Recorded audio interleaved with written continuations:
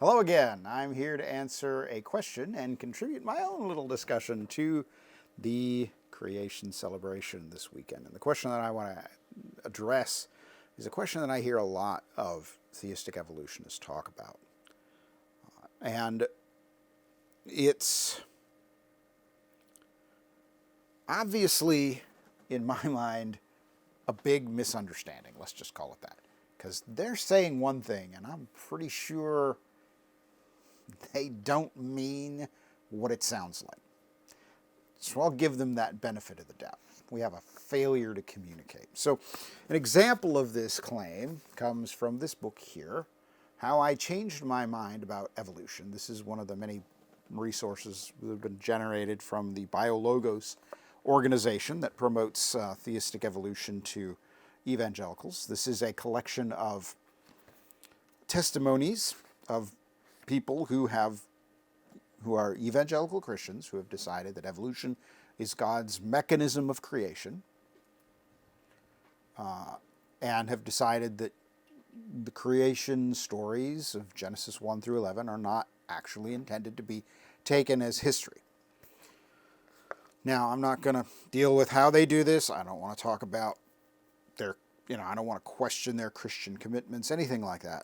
But I do want to address this one claim here. So this book actually has this claim in a number of different contexts and in a number of different ways. I'm going to read one example from the essay by James K.A. Smith,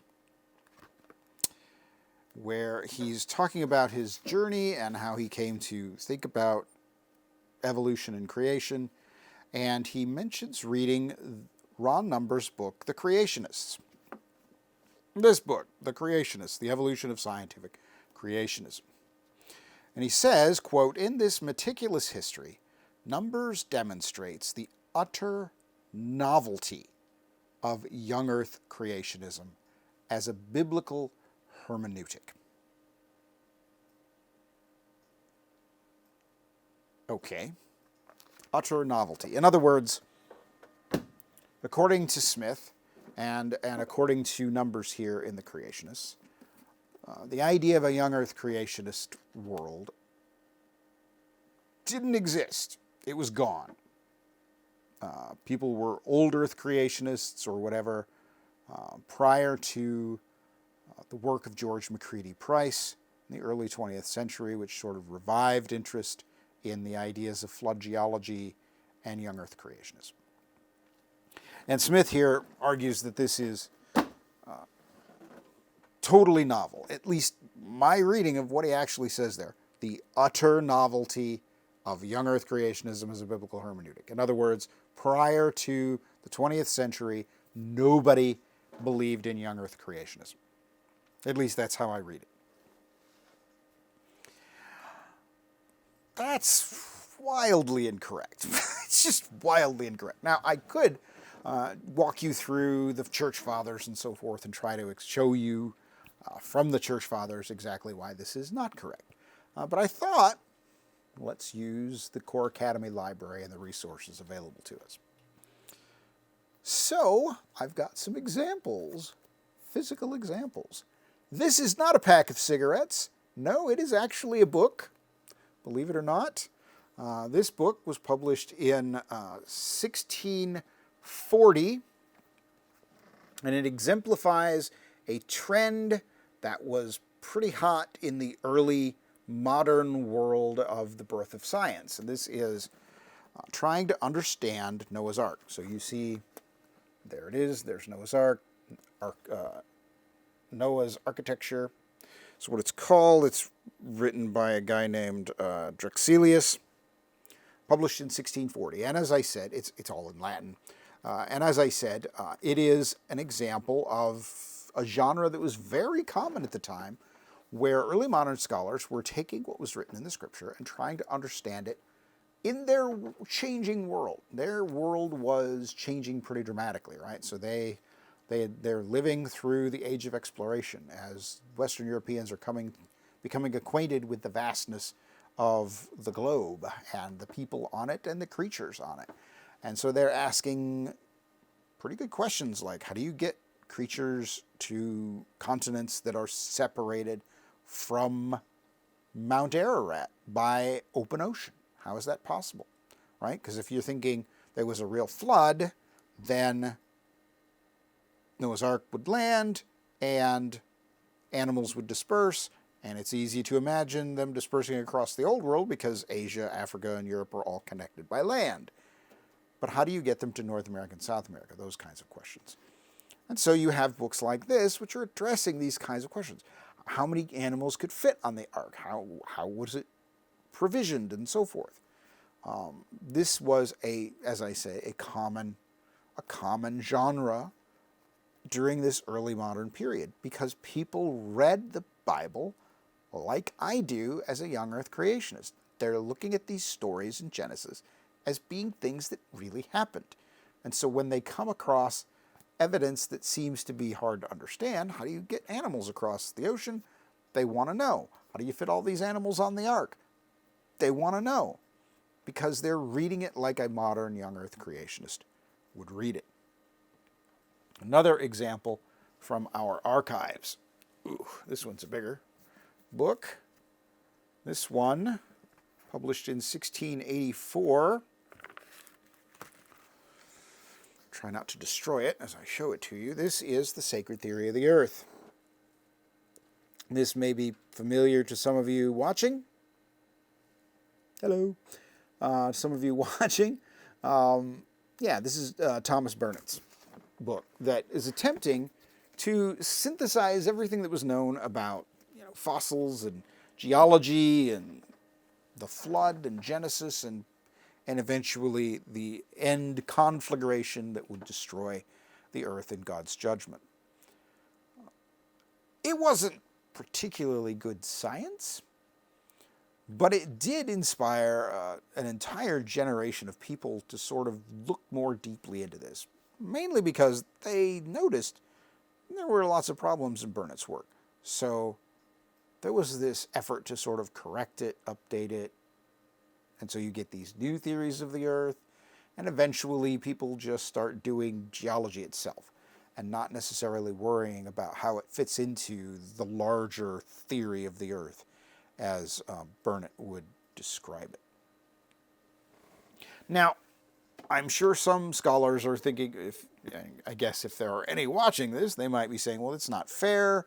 Those are old ideas that were abandoned.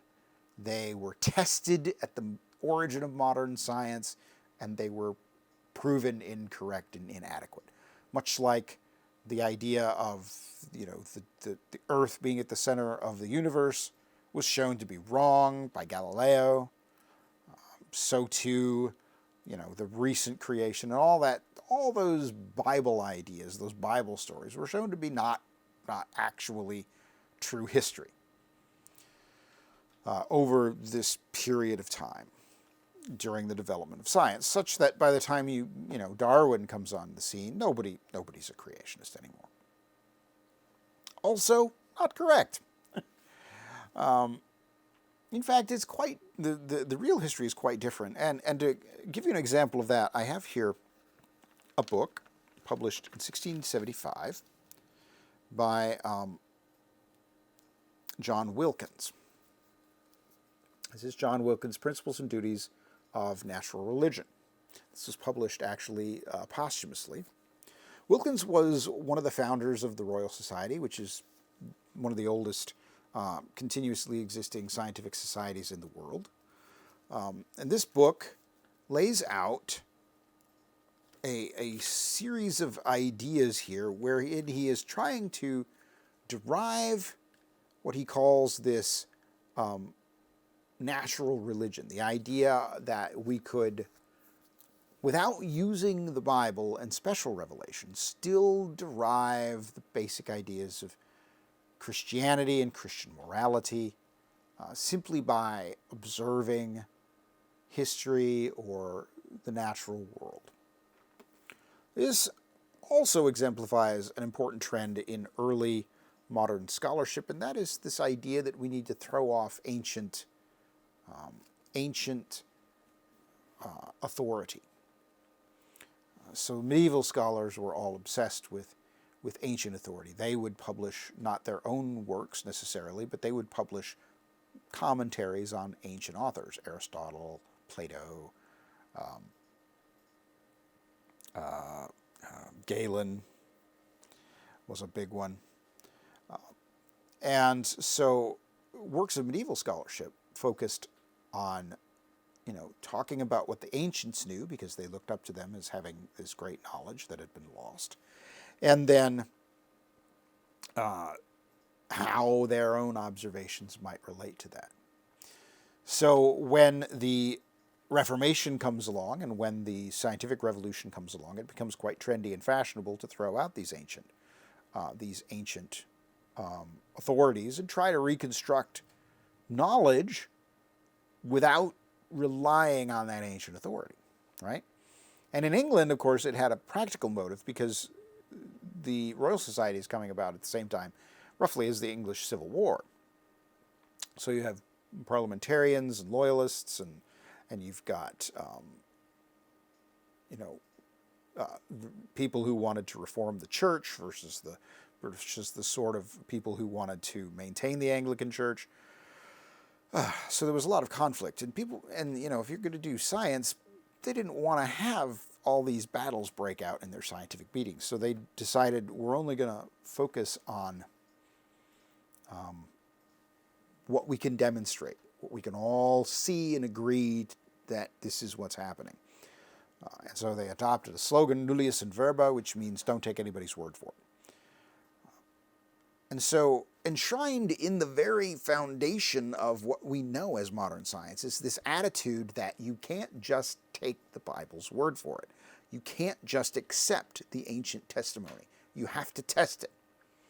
And there was also the attitude, as exemplified by this book, that if you do that, you'll come out with the right answer, right? So here's Wilkins's ideas supporting Christian morality, Christian salvation, Christian theology, simply by inference from history and by inference from natural observations. I've read it. It's not very good. He quotes the Bible constantly. He quotes it as a source of history, which then just sort of becomes a commentary on the Bible rather than an actual attempt to produce natural religion.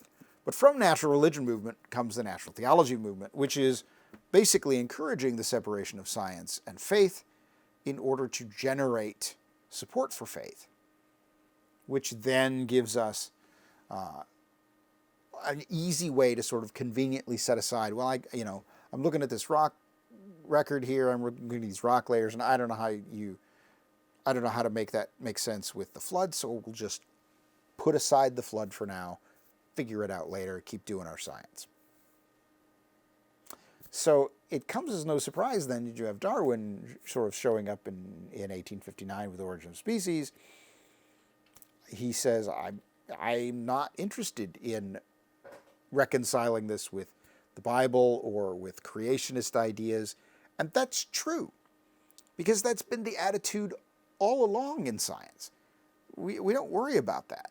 People are outraged by it, of course, because natural theology and evidence of design was sort of the last real bastion for Christianity within science.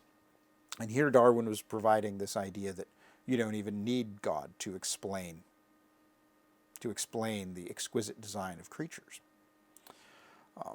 So the seeds of what happened after Darwin, where the general scholarly world abandoned belief in young earth creationism, they were planted very early on in the scientific revolution, at a time when people still believed it and still thought that science would show the earth is young, there was a global flood, and so forth. It didn't really occur to them in their optimism that somehow doing science all by itself without considering Scripture would lead them wildly astray. That did not occur to anyone. So what we have here is not a point where George Macready Price comes along and revives and invents this new creationism. George Macready Price is simply one person in a long line of young earth creationists. And you see it most clearly not in the scholarly world, but in the sort of the Sunday school papers, the tracts and pamphlets that are put out after Darwin. So when I read these books that tell me that young Earth creationism is some sort of weird modern novelty that just sort of popped up out of nowhere,